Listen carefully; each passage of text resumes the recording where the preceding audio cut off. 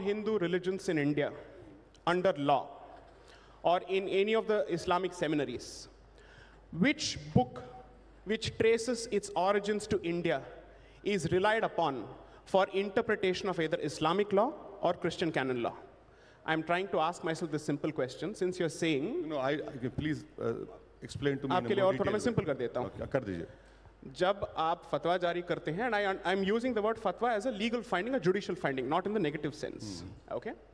It is an advisory. It's exactly. not a no judicial. problem. It's not advisory. चाहे वो advisory Supreme हो या Court has binding said हो, जो it's कुछ भी. advisory. ठीक है. Yeah. So the question is, Bharat के कौन से book में से आप अपने, let's say, interpretation को ढूंढते हैं?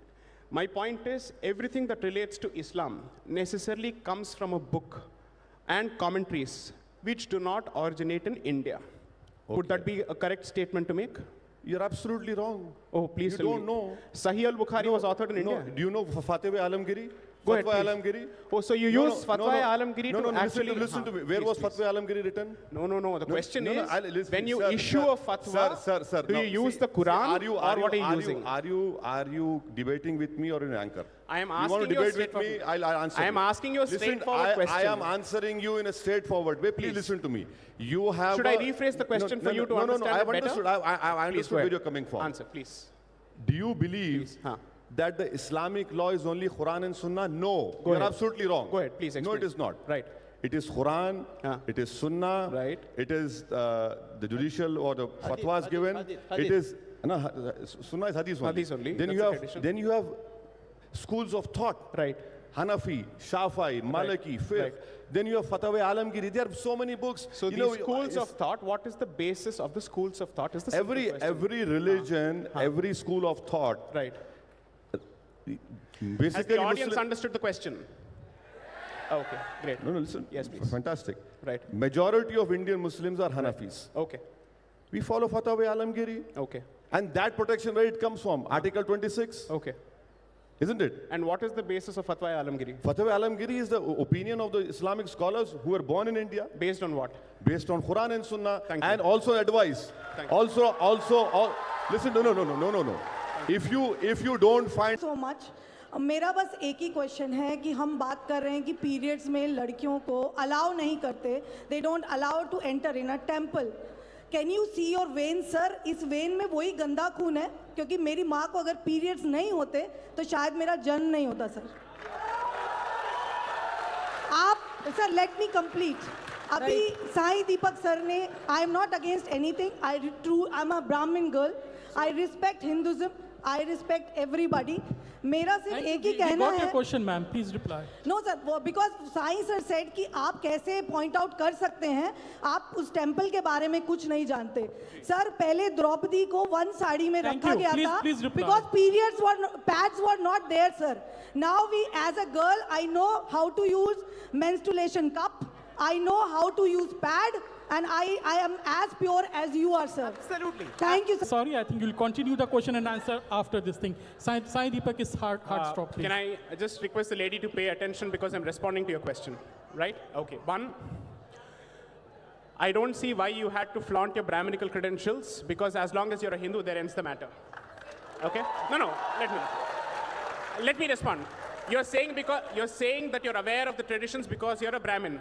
Trust me when I say this, but most non-Brahmins know traditions better than Brahmins today. Okay? Okay, second. And I say this as a Tambra myself, okay? 3, you started the entire premise and your argument is based on the assumption that the temple has a fundamental problem with menstruation, that it treats it as impurity, something which defiles the temple. I am asking you again and again and again in a loop like a stuck gramophone, what is the basis of this assumption? Where are you drawing this assumption from? How are you informed? What is your source? What is your authority? What is the factual basis? Please don't cite news reports. Have you done any reading on your own to come out with this conclusion? If the answer is a no, then you're relying on what we call secondary propositions, which is word of mouth, okay? Nobody has been able to ask, or let's say answer the specific question. When you say that this temple does not allow women, and it has a problem with women, it is based on misogyny, it's based on patriarchy, I want to ask each of these people, What do you know about the temple before you've made that comment? What have you read before you've made that comment? Are you saying that you know better than centuries of people who have actually worshipped at the temple and who have practiced that particular faith? Unless and until you have a specific position, kindly don't make yourself the representative of the entire female community. You're not. Second, you can't speak on behalf of believers. You can't speak on behalf of the deity. You can't speak on behalf of the temple.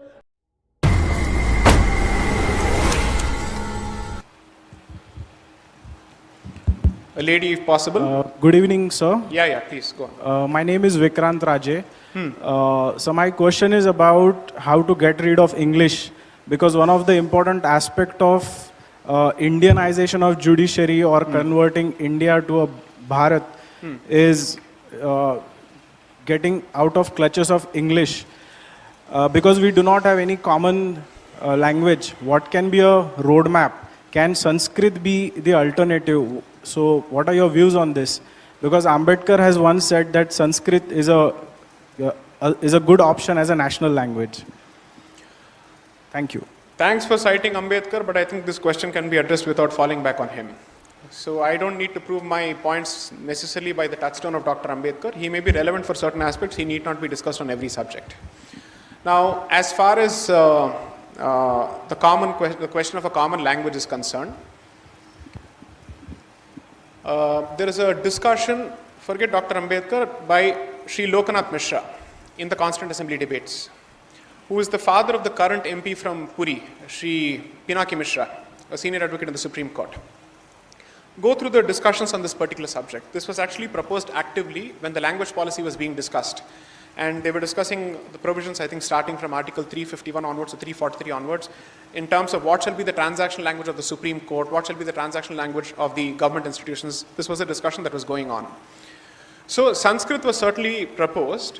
I think the solution is not that difficult. Again, the history surrounding the solution is a serious problem, because will this be accepted in certain parts of the southern states? I'm not sure of it.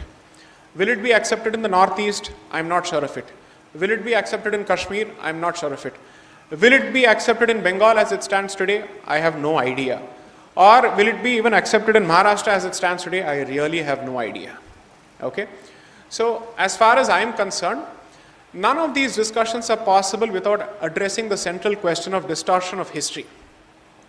Because Sanskrit has now been given a certain racial connotation. It has been given a certain colonizing connotation.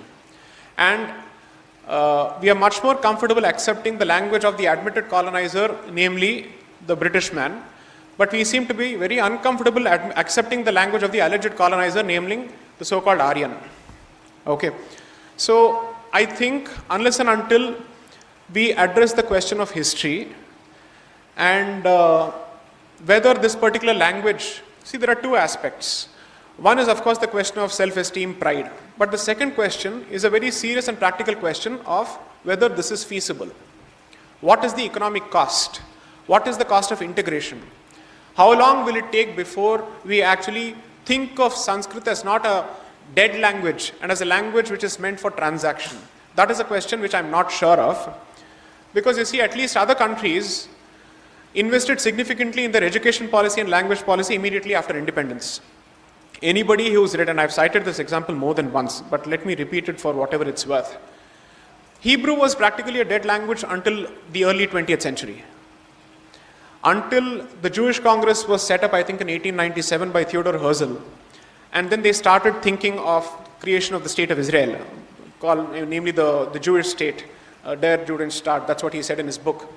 And they then started asking themselves, what shall be the common language? Because you see, by that time, for 2000 years, the Jewish community had lived as a diaspora in multiple countries. Somewhere in Russia, somewhere in Poland, somewhere in Germany, somewhere in Africa, Ethiopia, in all these places, Syria, Iraq. So the question was, if all these people come back, they have forgotten Hebrew, what is the common language that they shall speak in? So there was one madman called Yehuda ben Eliezer, who said Hebrew shall be the common language. And people branded him a crackpot during his life and time. But ultimately, when they set up their education system, they decided that Hebrew shall not only be revived, it shall be mainstreamed through the education policy. Okay. Ultimately, that madman proved to be the prophet. and he turned out to be right. Unfortunately, India still hasn't produced that one madman who can actually assert this and push it hard. Okay? Who says, no matter what, you guys can label me, you can call me whatever you want, but I am not changing my position one bit, and this is the only language that shall work. Because ultimately, history is not created by people who are agreeable. History is actually created by people who are disagreeable, who are intransigent, who say, मैं रास्ते से नहीं हटूंगा, जो करना है कर लो. Which means you will have to either kill me or you have to work around me. These are the only two options that you give to the rest of the world. We have arrived at a spot where there must be a certain degree of civilizational intransigence to basically say, we will not change this position any further. This is our position. Those who can take it can, those who can't can leave it and also leave. If that position is something that you're not willing to take, after 20 years you'll continue to ask the very same question. So I'm basically telling you, address the issues surrounding the politics of Sanskrit. The caste politics of Sanskrit, the religious politics of Sanskrit, and the racial politics of Sanskrit, and then we can have a common conversation. Because I refuse to buy this nonsense that prior to the introduction of English, Bharatiyas were incapable of talking to each other. ठीक है? ऐसे तो नहीं हो रहा था ना? Okay. Apparently we were transacting business with Rome, but the Odia was not talking to the Telugu because English नहीं था ना. क्या करें? अरे रे आपको English नहीं आता हम आपसे बात नहीं करेंगे. Right? So that seems to be the beauty of our understanding today. We don't want to ask this question. If there were permits, if there were, let's say, Janapada to Janapada permits, and they were transacting business, and all of this was actually happening, what is the language? Why don't we ask that question? So, during the course of the...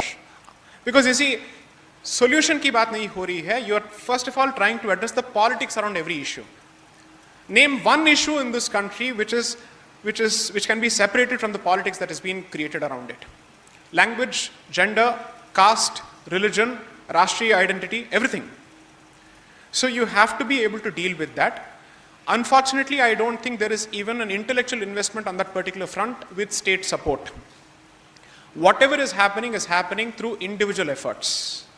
And whatever is happening because of some madman actually burning the midnight oil and giving up his personal life to do this. A lot of people have done this and they have died bitter deaths. A lot of people have done this in the previous generation without any support from anyone. So therefore, let us first respect those people who are seriously working on these subjects and give them the support needed. Solutions will emerge. If not in one generation, at least in the next generation. Because some of these issues which have been in, let's say, which are suffering as a consequence of investment of over 200 years, you can't hope to address it within 10 years or 15 years. But the beginning must be made.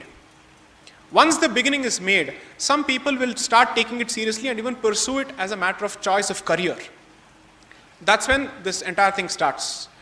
How many people can you actually show me today in the development sector and in the language sector who have focused on producing papers which explain how we come out with an Indic language policy, which speaks of mainstreaming of Indic languages as part of a transactions, as part of a state institutions, and creating a common language?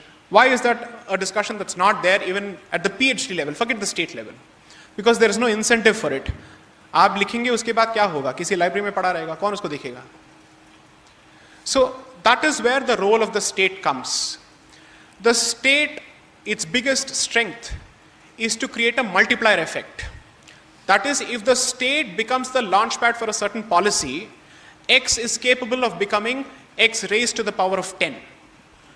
So it has the ability to create an order of magnitude effect. And therefore, state investment is significantly necessary.